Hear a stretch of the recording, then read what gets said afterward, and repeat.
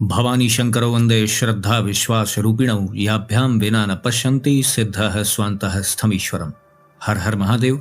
हार्दिक स्वागत करता हूं आप सभी भगवत प्रेमी दर्शकों का आपके अपने ही YouTube चैनल जगत पिता शिव में। भगवान श्री रत्नेश्वर महादेव जी की कृपा से आप सभी स्वस्थ सकुशल और प्रसन्न होंगे, ऐसा मुझे विश्वास है। येषां क्वापि गतिर्नास्ति तेषां वाराणसी पुरी पंचक्रोशी महापुण्या हत्या कोटि विनाशिनी। अर्थात जिनकी कहीं गति नहीं होती, यानी जिनका कहीं भी उद्धार नहीं होता, उनके लिए ही यह वाराणसी पुरी यानी काशीपुरी है। महापुण्यदायिनी पंचकोशी करोड़ों हत्याओं को विनष्ट करने वाली है। आज के प्रस्तुत वीडियो का शीर्षक तो आप थंबनेल देख करके ही समझ गए होंगे। बहुत से दर्शक जनों ने इस वीडियो के संबंध में जिज्ञासा की थी, तो इसलिए ही इस विषय पर आज वीडियो बनाया जा रहा है। आज इस वीडियो में हम काशीपुरी की महिमा के बारे में जानेंगे और मोक्ष प्राप्ति की दृष्टि से काशीपुरी का क्या महात्म्य है, इसको भी हम जानेंगे। शिव महापुराण की कोटि रुद्र संहिता के 22वें और 23वें अध्याय में इस विषय का वर्णन है, जहां पर सूत जी ऋषिगणों को इस संबंध में जानकारी दे रहे हैं। तो आइए जानते हैं क्या वर्णन किया गया है इस अध्याय में। अतः परम प्रवक्ष्यामि श्रूयताम ऋषि सत्तमाः विश्वेश्वरस्य माहात्म्यं महापातकनाशनम्। यदिदं दृश्यते किंचित जगत्याम वस्तुमात्रकम चिदानंद स्वरूपम च निर्विकारम सनातनम। सूत जी कहते हैं, हे श्रेष्ठ ऋषिगणों, अब भगवान विश्वेश्वर के महापाप नाशक महात्म्य का वर्णन करूंगा। आप लोग सुने। इस संसार में जो कुछ भी वस्तु मात्र दिखाई देती है वह चिदानंद स्वरूप निर्विकार एवं सनातन है।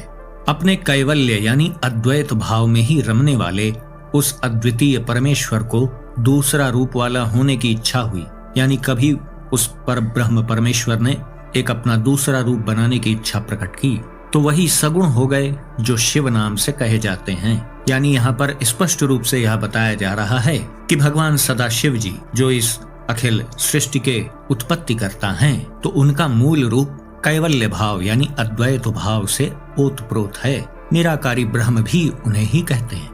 स एव ही द्विधा जातः पुंस्त्री रूप प्रभेदतः यह पुमांस शिवः ख्यातः स्त्री शक्ति सा ही कथ्यते। चिदानंद स्वरूपाभ्याम पुरुषावति निर्मितौ अदृष्टाभ्याम तथा ताभ्याम स्वभावान मुनि सत्तमा। अर्थात वे ही परमेश्वर स्त्री तथा पुरुष के भेद से दो रूपों में हो गए। उनमें जो पुरुष था वह शिव कहा गया और जो स्त्री थी वह शक्ति कही गई। हे मुनियों, उन दोनों अदृष्ट चित्त तथा आनंद स्वरूप यानी शिव शक्ति द्वारा स्वभाव से प्रकृति तथा पुरुष भी निर्मित किए गए।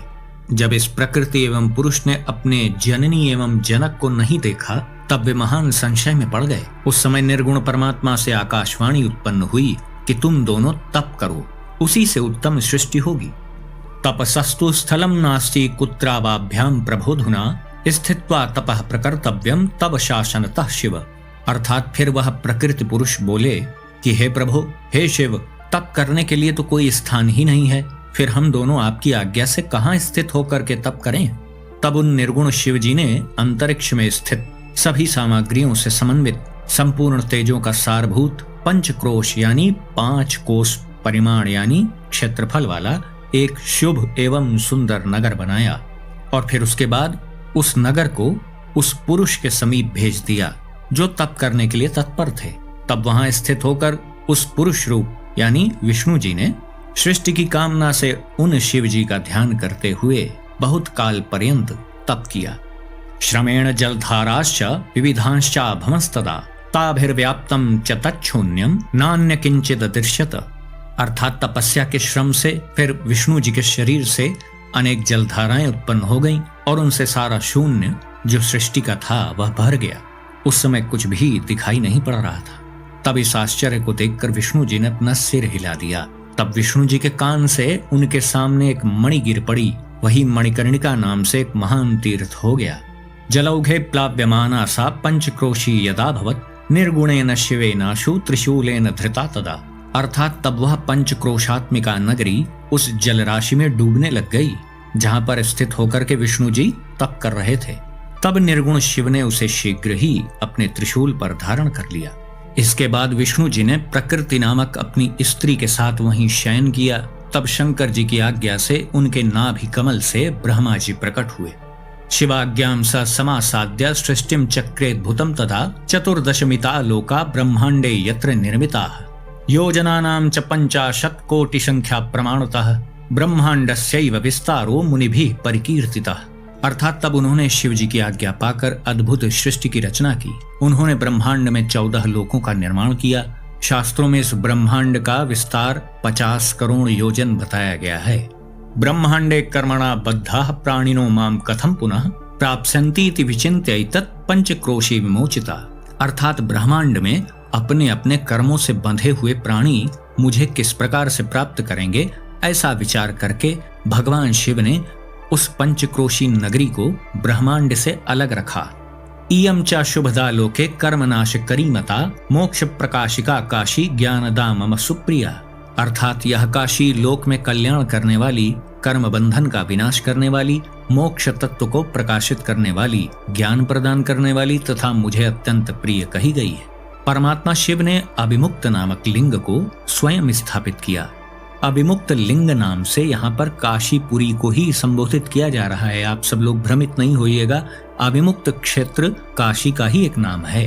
स्वयं सदाशिव जी ने उस काशी को अपने त्रिशूल से उतारकर मृत्युलोक में स्थापित किया। ब्रह्मा जी का एक दिन पूरा होने पर भी उस काशी का विनाश निश्चित ही नहीं होता है। उस समय शिव जी उसे अपने त्रिशूल पर धारण करते हैं। सभी प्रकार के कर्म बंधनों का नाश करने के कारण ही इसे काशी कहते हैं। अभिमुक्तेश्वरम लिंगम काश्याम तिष्ठति सर्वदा मृत्युदात्र च लोकानां महापातकीनाम अपि। समस्त काशी ही अभिमुक्त क्षेत्र कही गई है। यह महापातकियों को भी मुक्त करने वाला है। यह क्षेत्र महा से महापातकियों को भी मुक्त करने में सक्षम है। सूत जी कहते हैं, हे मुनीश्वरों, अन्यत्र यानी अन्य जो मोक्षप्रद पुण्यदायी क्षेत्र हैं, वहां सारूप्य आदि मुक्ति प्राप्त तो हो जाती है, किंतु यहाँ काशी में प्राणियों को सर्वोत्तम सायुज्य मुक्ति प्राप्त होती है। जिनकी कहीं गति नहीं होती उनके लिए वाराणसीपुरी है। महापुण्यदायिनी पंचकोशी करोड़ों हत्याओं के पाप को विनष्ट करने वाली है।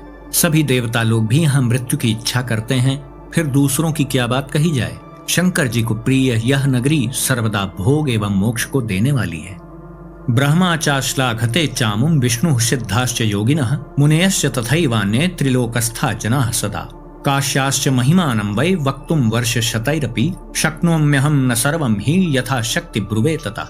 अर्थात ब्रह्मा, विष्णु, सिद्ध, योगी, मुनि तथा त्रिलोक में रहने वाले अन्य लोग भी सदा काशी की प्रशंसा करते हैं। हे महर्षियों, मैं काशी की संपूर्ण महिमा को 100 वर्षों में भी नहीं कह सकता हूँ, फिर भी यथाशक्ति वर्णन करने का प्रयास कर रहा हूँ। अब आगे का श्लोक बड़ा महत्वपूर्ण है, उसे आप लोग ध्यान दें। कैलाशस्य पतिर्यो वै ह्यन्तः सत्तो बहिस्तमा कालाग्निर्नामतः ख्यातो निर्गुणो गुणवान भवः प्रणिपातैरनैकैश्च वचनम चेदमब्रवीत। अर्थात जो कैलाशपति जी हैं वह भीतर से सत्वगुणी और बाहर से तमोगुणी कहे गए हैं तथा कालाग्नि रुद्र के नाम से प्रसिद्ध हैं। वे निर्गुण होते हुए भी सगुण रूप में प्रकट हुए शिव हैं। यहाँ पर यह बताया जा रहा है कि कैलाशपति जी भीतर से सत्वगुणी और बाहर से तमोगुणी हैं, तो यह किसके स्वरूप का वर्णन हो रहा है? जो पार्वती पति कैलाशपति, जो हिमाचल राज्य के जमाता हैं, उनका वर्णन यहाँ पर किया जा रहा है। भगवान सदा शिव जी का वर्णन नहीं है ये। और आगे लिखा है कि कालाग्नि रुद्र नाम से वो प्रसिद्ध हैं, उन्हीं को रुद्र कहा जाता है। विनाश का डिपार्टमेंट जिनके पास है, तो वे निर्गुण होते हुए भी सगुण रूप में प्रकट हुए शिव जी हैं। तो उन्होंने अनेक बार प्रणाम करते हुए भगवान सदाशिव जी से यह कहा, विश्वेश्वर महेशान त्वदीयोऽस्मि न संशयः कृपां कुरु महादेव मयि त्वं सांब आत्मजे। अर्थात रुद्रदेव बोलते हैं, हे विश्वेश्वर, हे महेश्वर, मैं आपका हूँ, इसमें संदेह नहीं है। हे महादेव, मुझ पुत्र पर अंबा सहित आप कृपा कीजिए। तो रुद्रदेव भगवान सदाशिव जी को क्या कह रहे हैं कि मैं आपका पुत्र हूँ, आप देवी अंबा के सहित मेरे ऊपर कृपा करें। तो इसीलिए मैं पहले भी कई वीडियोस में बता चुका हूँ कि भगवान शिव ही पिताओं के पिता हैं, बापों के बाप हैं। वो सब कुछ उन्हीं से उत्पन्न हुआ है। अखिल सृष्टि ही भगवान सदाशिव जी की संतान के रूप में है। जिन्हें शंका हो तो वो शिव महापुराण में कोटि रुद्र संहिता पढ़ लें। खैर, आगे देखते हैं क्या लिखा है। रुद्रदेव जी बार बार कहते हैं, हे विश्वेश्वर, हे महेश्वर, मैं आपका हूँ, इसमें संदेह नहीं है। हे जगतपते, लोक कल्याण की कामना से आप यहीं पर सदा निवास कीजिए और सबका उद्धार कीजिए, मैं आपसे यही प्रार्थना करता हूँ। तो कैलाशपति रुद्रदेव जी भगवान सदाशिव जी से यह प्रार्थना कर रहे हैं कि आप भी इस अभिमुक्त क्षेत्र में सदा सदा के लिए निवास करिए। आगे सूत जी कहते हैं, मन तथा इंद्रियों को संयत करने वाले उस अभिमुक्त क्षेत्र ने भी बारंबार शिव जी की प्रार्थना करके अपने नेत्रों से आंसुओं को गिराते हुए प्रसन्नता पूर्वक शिव जी से कहा, देव देव महादेव कालामय शुभेशज त्वं त्रिलोकपति ही सत्यम सेव्यो ब्रह्माच्युतादिभिः। अर्थात वह अभिमुक्त क्षेत्र बोलता है, हे देवाधिदेव, हे महादेव, हे काल रूपी रोग की उत्तम औषधि, सचमुच आप त्रिलोकपति हैं और ब्रह्मा तथा विष्णु आदि के द्वारा सेवनीय हैं। हे देव, आप काशीपुरी में अपनी राजधानी स्वीकार कीजिए और मैं अचिंत सुख के लिए आपका ध्यान करता हुआ यहीं सदा निवास करूंगा। आप ही मुक्तिदाता एवं कामनाओं को पूर्ण करने वाले हैं, दूसरा कोई नहीं है, इसलिए आप लोकोपकार के लिए सदा यहीं निवास करें। हे सदाशिव जी, आप यहाँ पर निवास करते हुए संसार सागर से सभी जीवों का उद्धार कीजिए और भक्तों का कार्य पूर्ण कीजिए, मैं आपसे बारंबार प्रार्थना करता हूँ। इत्येवं प्रार्थितस्तेन विश्वनाथेन शंकरः लोकानामुपकारार्थं तस्थौ तत्रापि सर्वराट। अर्थात आगे सूत जी कहते हैं, इस प्रकार उन सबके प्रार्थना किए जाने पर सबके स्वामी भगवान सदाशिव जी लोक कल्याण की भावना से वहां पे निवास करने लगे। जिस दिन से वह काशी में आए तभी से वह काशी सर्वश्रेष्ठ हो गई। किसी समय पार्वती जी ने बड़ी प्रसन्नता से संसार के हित की कामना से काशीपुरी का महात्म्य शिव जी से पूछा। अस्य क्षेत्रस्य माहात्म्यं वक्तुमर्हस्य शेषतः ममोपरि कृपां कृत्वा लोकानां हितकाम्यया। अर्थात माता पार्वती जी बोलती हैं, हे शिव जी, आप लोकहित की कामना से मेरे ऊपर कृपा करके इस क्षेत्र का महात्म्य पूर्ण रूप से कहने की कृपा करें। देवी का यह वचन सुनकर देवाधिदेव जगत प्रभु ने जीवों के कल्याण के लिए उन भवानी से कहा, साधु पृष्ठम त्वया भद्रे लोकानां सुखदम शुभम कथयामि यथार्थम वै माहात्म्यम विमुक्तयो इदं गुह्यतमं क्षेत्रम सदा वाराणसी मम सर्वेषामेव जन्तूना हेतुर्मोक्षस्य सर्वथा। अर्थात भगवान महादेव जी कहते हैं, हे भद्रे, तुमने लोक का कल्याण करने वाला तथा सुखदायक शुभ प्रश्न किया है। अब मैं अविमुक्त तथा काशी के यथार्थ महात्म्य का वर्णन करूंगा। यह वाराणसी सदा मेरा गोपनीय क्षेत्र है और सब प्रकार से सभी प्राणियों के मोक्ष का हेतु भी है। इस क्षेत्र में सिद्धगण अनेक प्रकार का चिन्ह धारण करके मेरे लोक की प्राप्ति करने की इच्छा से मेरा व्रत धारण करके सर्वदा यहाँ निवास करते हैं। यहाँ पर वे सिद्धगण अपने मन तथा इंद्रियों को वश में करके महायोग का अभ्यास करते हैं एवं भोग तथा मोक्ष देने वाले श्रेष्ठ पशुपत व्रत का आचरण करते हैं। रोचते में सदा वासो वाराणस्याम महेश्वरी हेतुना येन सर्वाणी विहाय शृणु तद्ध्रुवम्। अर्थात हे महेश्वरी, जिस कारण से सब कुछ छोड़कर वाराणसी में निवास करना मुझे निश्चय ही अच्छा लगता है, उसे तुम सुनो। जो मेरा भक्त है एवं जो ज्ञानी है, वे दोनों ही मुक्ति के भागी हैं। उन्हें किसी अन्य तीर्थ की अपेक्षा नहीं रहती है। उनके लिए विहित एवं अविहित दोनों ही प्रकार के कर्म समान हैं। यानी जो भक्त है या ज्ञानी है, उसके लिए कर्मों का कोई विशेष महत्व नहीं रह जाता है। तभी तो भगवान यहाँ कह रहे हैं कि उनके लिए विहित एवं अविहित दोनों ही प्रकार के कर्म समान हो जाते हैं।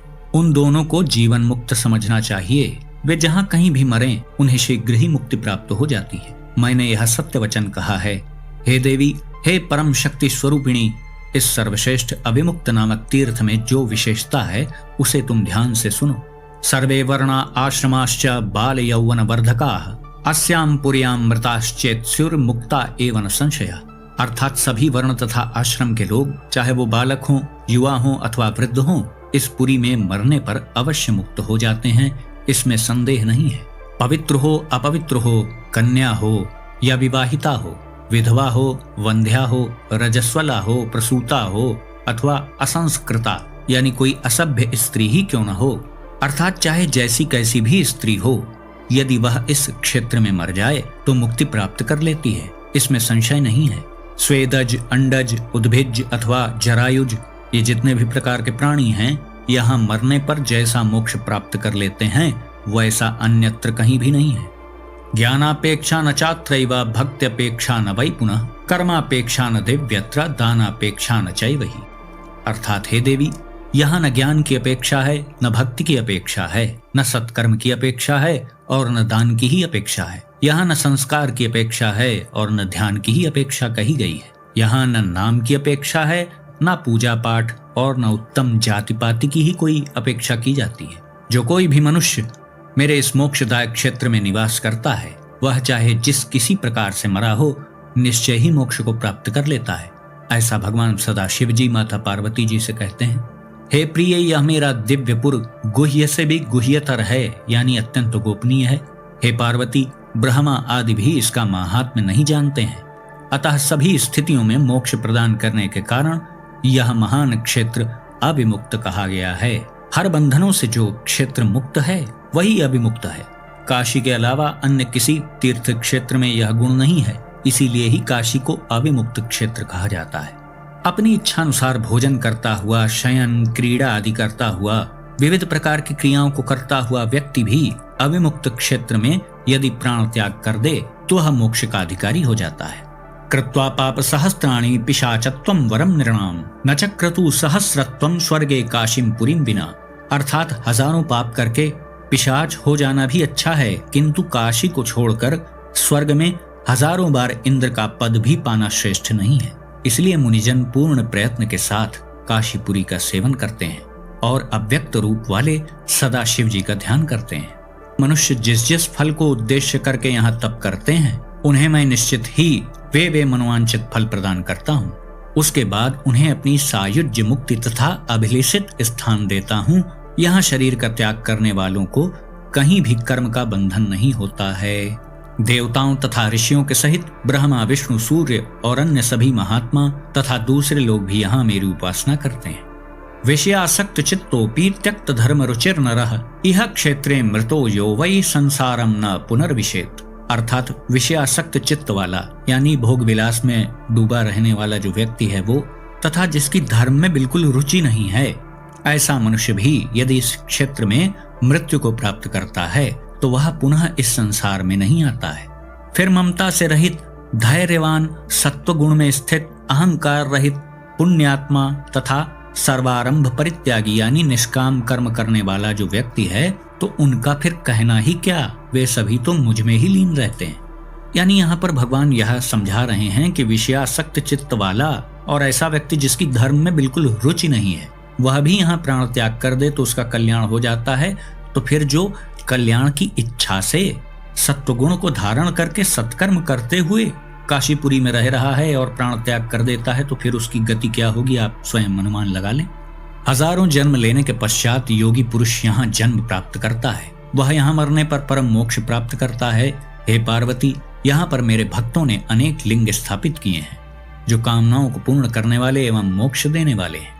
पंचक्रोशम चतुर्दिक्षु क्षेत्र में तत्प्रकीर्तितम समन्ताच तथा जंतोर मृत काले मृतप्रदम। अर्थात यह क्षेत्र चारों दिशाओं में सभी ओर 5 कोस तक फैला हुआ कहा गया है।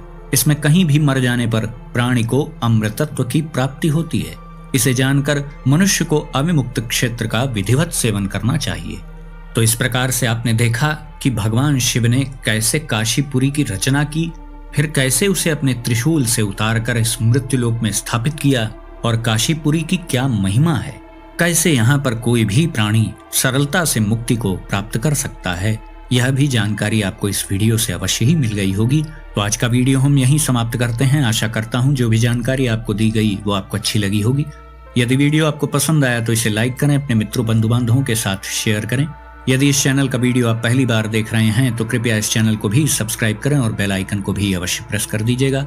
तो भगवान श्री काशी विश्वनाथ जी से मैं ऐसी प्रार्थना करता हूँ कि वो आप सभी को सदा सुखी, स्वस्थ और ऊर्जावान बनाए रखें। मिलते हैं अगले वीडियो में एक नई और उपयोगी जानकारी के साथ। तब तक के लिए आप सभी भगवत प्रेमी भक्तों को हर हर महादेव।